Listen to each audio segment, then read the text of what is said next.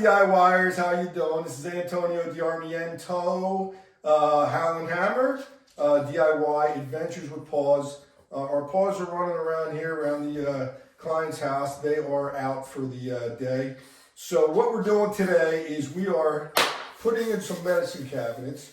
They're going to be in wall mount. I have one right here on the floor right there. They're going to be a recessed. I'm marking out my walls now, finding my studs. We're going to have to cut some studs. We have one right in the middle here. So I have my rough opening of my medicine cabinet already established.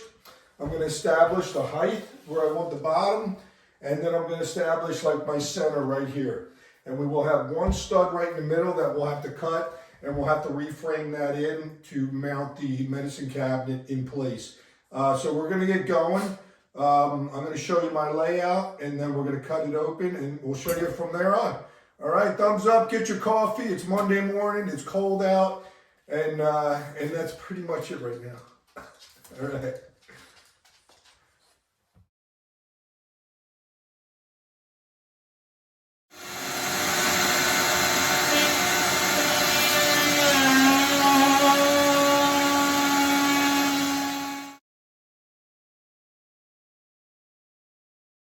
Taco is already performing his pre-inspection.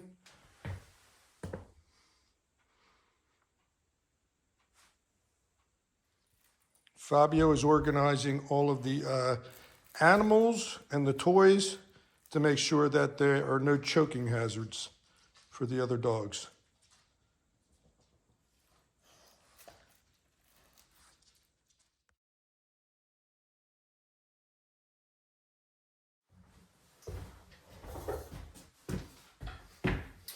Okay, well, we framed everything in, okay? Mainly you need to have all your framing flush all the way around.